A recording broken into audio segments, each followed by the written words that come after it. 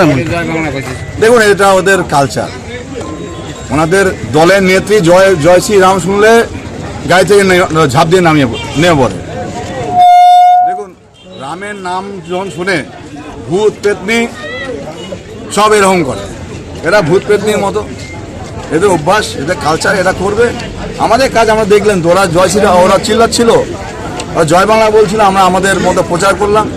আগামী দিনে যেখানে সবখানেই যাব, যদি ক্ষমতা থেকে আটকে দেখাবে। যাওয়ার জন্য ভোট প্রচারে এসেছিল শালমারা বাজারে। দেখা গেল যে পার্টি অফিস, আপনাদের টিএমসির পার্টি অফিসের সামনেই কখনো জয় শ্রীরাম ওদের তরফ থেকে, আপনাদের তরফ থেকে জয় বাংলা স্লোগান। বিষয়টা কি বলবেন এই বিষয়ে? এখানে ওদের এটি কালচার।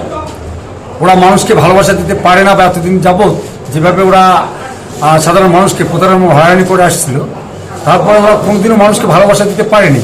কিন্তু আমরা কোনো সময় আমরা আইনকে লঙ্ঘন করতে চাই না, তাই ওরা মিছিল দিচ্ছে, গণতন্ত্র সবার আছে, ওরা মিছিল দিচ্ছে দেখ। কিন্তু আমাদের পার্টি অফিসের সামনে এসে যেভাবে আমাদের সামনে জয় শ্রীরাম ধ্বনি দিয়ে আমাদের লোককে উত্তপ্ত করার চেষ্টা করছিল, তথাপি আমরা শান্তশিষ্টভাবেই আমরা ছিলাম। আমরা কখনো মানুষের গণতন্ত্রকে খর্ব করতে চাইনি। কি নাম, কোন দায়িত্বে রয়েছেন? আমি মদন মোহন বর্মন, নাজির 2 গ্রাম পঞ্চায়েত, নাজির 2 অঞ্চল কমিটির সভাপতি।